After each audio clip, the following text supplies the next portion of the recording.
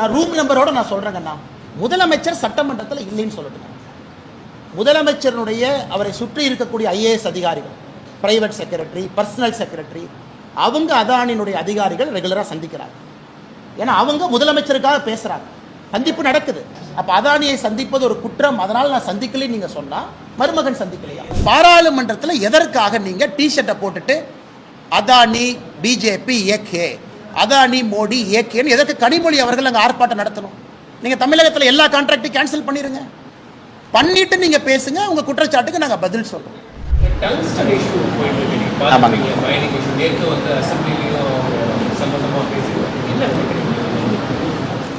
எங்கள் பாரதிய ஜனதா கட்சியினுடைய நிலைப்பாடு, எங்களுடைய மாவட்டத்தினுடைய தலைவர்கள், பாரதிய ஜனதா கட்சியினுடைய அந்த பகுதியினுடைய தலைவர்கள் எல்லாம் விவசாய நண்பர்களை சந்தித்து பேசிகிட்டு இருக்காங்க. அதன்படி நேற்று முன்தினம் நாங்கள் மத்திய அரசுக்கு கடிதம் எழுதியிருக்கின்றோம். இதுபோல் என்ன கடிதத்தில் சொல்லியிருக்கோம் அப்படின்னா, விவசாயிகளுடைய கோரிக்கையை ஏற்று அங்கு வரக்கூடிய மாலிபெட்னம், டங்ஸ்டன், அந்த மைனிங்கை மத்திய அரசு ரத்து செய்ய வேண்டும் என்பது பாரதிய ஜனதா கட்சி அதிகாரப்பூர்வமாக நாங்கள் தெரிவித்திருக்கின்றோம். நாளை காலை புதுடெல்லியில் கட்சியின் சார்பாக நானும் அண்ணன் எல் முருகன் அவர்களும் கிஷன் ரெட்டி அமைச்சர் அவர்களும் அலுவலகத்தில் சந்திக்கிறோம். நிச்சயமாக ஒரு நல்ல செய்தியோடு வருகின்றோம். நீங்கள் நல்லா பார்த்தீங்கன்னா அதற்கு எங்களுடைய தவறு எங்கேயும் கிடையாது. தொடர்ந்து நாங்கள் பேசிக்கொண்டிருப்பது, திமுக அரசு பிப்ரவரியில் ஒரு இங்கிலீஷ் பத்திரிகையில் ஆர்டிக்கல் வருது, மாநில அரசை சார்ந்த அதிகாரிகள் மத்திய அரசுக்கு இன்புட் கொடுத்துருக்குறாங்க, இந்த டங்ஸ்டன் எடுப்பதற்கான சாத்தியக்கூறுகளை பற்றி பேசியிருக்காங்க. இன்னைக்கு முதலமைச்சர் அவர்கள் சட்டமன்றத்தில் வெள்ளை அறிக்கை தாக்கல் செய்யட்டும். மாநில அரசு சார்பாக எந்த அதிகாரியுமே பேசல, எந்த அதிகாரியும் மத்திய அரசுக்கு இன்புட்டே கொடுக்கல அப்படின்னு அவங்க சட்டமன்றத்தில் சொல்லட்டும். அதை வைத்து ஒரு ஆங்கில பத்திரிகை ஒரு அதிகாரியை கோட் பண்ணி எழுதியிருக்கிறாங்க. அந்த ஆங்கில பத்திரிகையினுடைய பேர் நான் சொல்ல விரும்பலைங்கன்னா அது எல்லாத்துக்கும் தெரியும். அவங்க ஸ்டோரி எழுதியிருக்கிறாங்க பிப்ரவரியில். 10 மாதம் கழித்து இன்னைக்கு இதை பிரச்சனையாக எழுப்புவதற்கு காரணம் என்ன? பாரதிய ஜனதா கட்சி எப்போதும் விவசாயிகளோடு இருக்கின்றோம். பிரச்சனை உருவாக்கியது திமுக. மத்திய அரசு ஜார்க்கண்ட் உட்பட தமிழகம் உட்பட டங்ஸ்டன் மைனிங் எல்லாம் கொடுத்துருக்கிறாங்க. ஆனால் விவசாய நண்பர்கள் கேட்டுக்கொண்டதற்கு இணங்க நாங்கள் பாரதிய ஜனதா கட்சி மத்திய அரசு கடிதம் எழுதியிருக்கின்றோம். சட்டமன்றத்தில் எங்களுடைய சட்டமன்ற குழு தலைவர் அண்ணன் நயினார் நாகேந்திரன் அவர்கள் சட்டமன்றத்தில் பேசியிருக்கிறாங்க. அதனால் நல்ல முடிவோடு நாங்கள் வருகின்றோம். அது நிச்சயமாக விவசாய பெருமக்களுடைய குரலை எப்பொழுதும் மோடி அவங்க கேட்பாங்க. இந்த முறையும் அது நடக்கும்.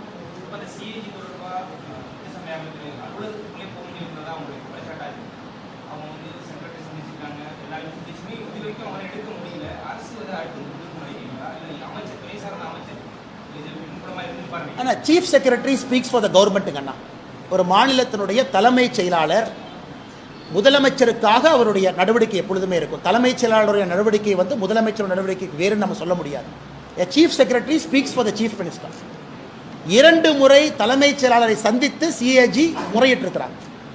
2 முறையும் கூட தலைமைச் செயலாளர் அதற்கு ஒப்புக்கொள்ளவில்லை என்றால் திமுக ஆட்சிக்கு வந்த பிறகு மாண்புமிகு உயர்நீதிமன்றம் ஜூன் 6, 2023 அவங்க தீர்ப்பு கொடுத்திருக்கிறாங்க. Justice Mahadevan, justice Adikesavan. அப்படி இருந்து இவர்கள் மதிக்கவில்லை என்றால் எதையோ மறைக்க முயற்சிக்கிறாங்க. அது தெல்ல தெளிவாக தெரியுது, வெட்ட வெளிச்சமாக தெரியுது. எதையோ மறைக்க முயற்சிக்கிறீங்க. நீங்கள் ரெண்டல் இன்கம் எங்கிருந்து வருது, யாரு கொடுக்குறாங்க, இதை கண்டுபிடிச்சிருவாங்களா? இல்லை ஆளுங்கட்சிக்காரங்க கையில் கோயில் நிலம் இருக்கிறத கண்டுபிடிச்சிருவாங்களா? இல்லை ஆளுங்கட்சிக்காரங்க ₹1 வாடகை கொடுக்கறத கண்டுபிடிச்சிருவாங்களா? அதனால் எதை மறைப்பதற்காக முதலமைச்சர் நேர்மையாக இருந்தால், அரசு நேர்மையாக இருந்தால் தணிக்கை பண்ணிட்டு வெள்ளை அறிக்கை கொடுக்கலாமே. பாருங்க, நல்லபடியாக கோயில் நடத்துகிறோம். இந்த பாஜக சும்மா சொல்கிறாங்க. நல்லபடியாக கோயில் நடத்தி இருந்தால் எதற்காக நீங்கள் அதை மூடி நாங்கள் தணிக்கைக்கே வரமாட்டேன்னு சொல்லணும். 2 முறை அந்த துறையினுடைய உயர் அதிகாரி செயலாளரை பார்க்குறாங்க, 2 முறை தலைமைச் செயலாளரை பார்க்குறாங்க. அப்படி இருந்தும் கூட அவர்களுக்கு அந்த இன்புட் கிடைக்கவில்லை என்றால் திமுக அரசு எதையோ மறைக்கிறாங்க. அதில் எந்த மாற்று கருத்தும் இல்லை. அதனால்தான் contempt of court Bharatiya Janata கட்சி நாங்கள் செல்ல இருக்கிறோம்.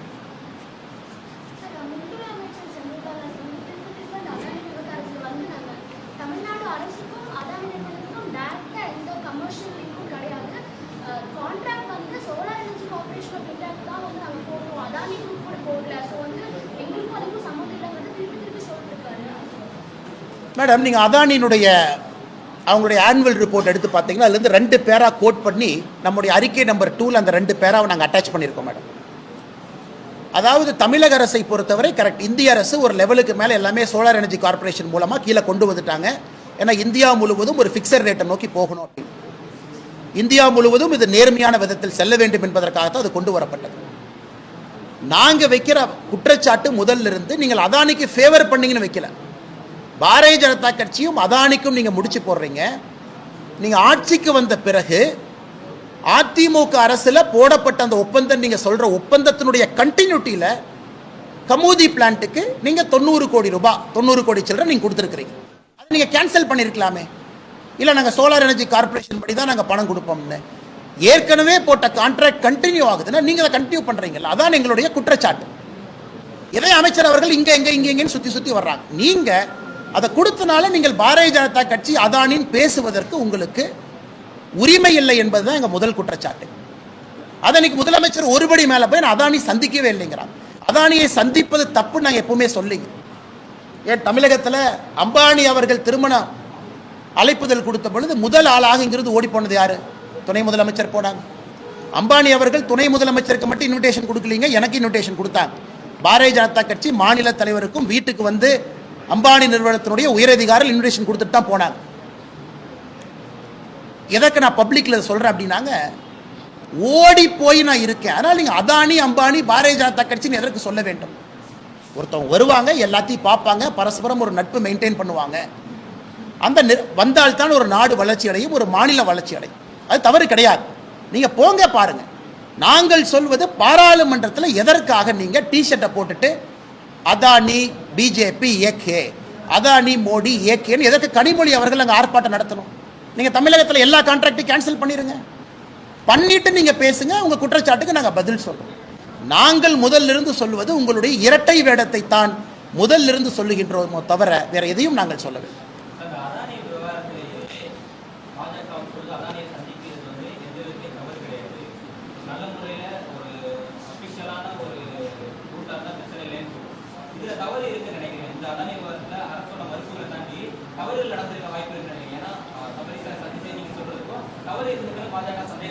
ஆனால் தவறு என்கின்ற குற்றச்சாட்டை இப்போ நான் வைக்கலீங்கண்ணா. ஏன்னா நம்முடைய அறிக்கை மிக தெளிவாக இருக்கிறது. பாராளுமன்றத்தில் திமுக எம்பிக்கள் அங்கே பங்கேற்று அதானி மோடிஜி ஏகேன்னு நீங்கள் சொல்கிறீங்க. எந்த ஆதாரத்தில் சொல்கிறீங்கிறது முதல் கேள்வி. இரண்டாவது கேள்வி, அப்போ எங்களுக்கும் அதானி நிறுவனத்திற்கும் தமிழக அரசுக்கும் தொடர்பு இல்லையா அப்படிங்கிறத மக்கள்கிட்ட தெளிவுபடுத்தணும். நாளைக்கு அதானி வந்து தமிழகத்துக்கு நான் 1 லட்சம் கோடி இன்வெஸ்ட் பண்ணுறேன்னா யாராக இருந்தாலும் சிவப்பு கம்பளத்தை போட்டு வரவேற்கலாம். காரணம், தொழில் வருது, வேலை வாய்ப்பு வருது, மக்களுக்கு வேலை கிடைக்குது.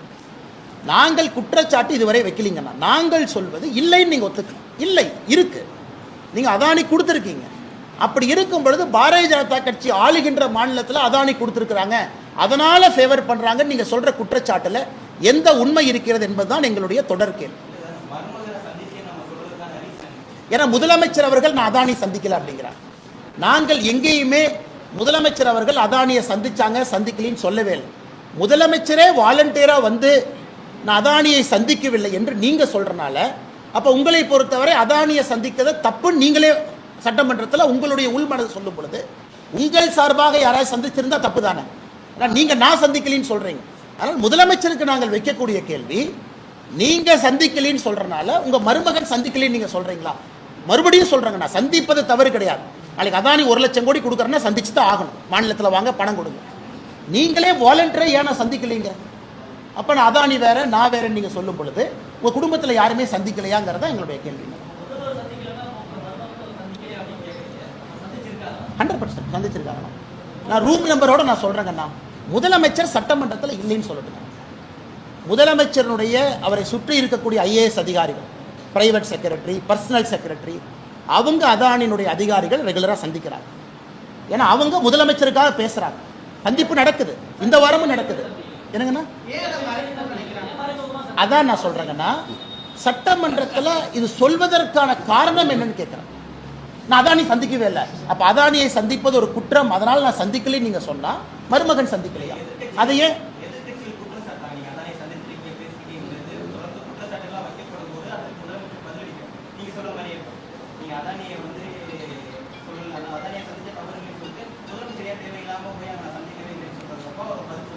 முதலமைச்சர் சந்திச்சிருக்காரு. அதானி சந்திச்சிருக்கும் போது பதிலாக சொல்லும் போது தொடர்ந்து அவர் மருமகன்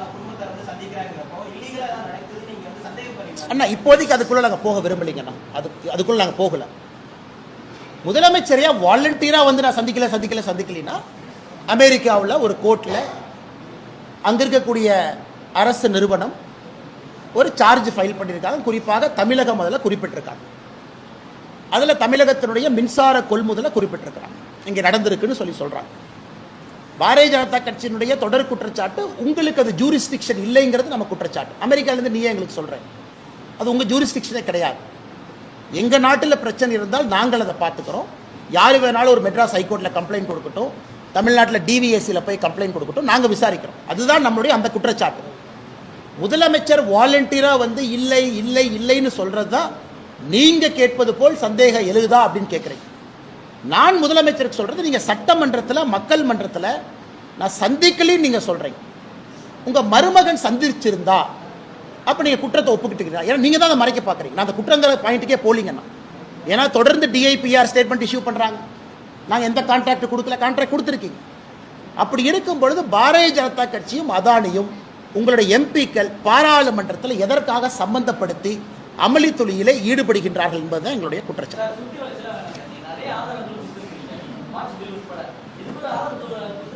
முதலமைச்சர் இல்லைன்னு சொல்லிட்டோம், சுவாரஸ்யம் இருக்கணும்ல.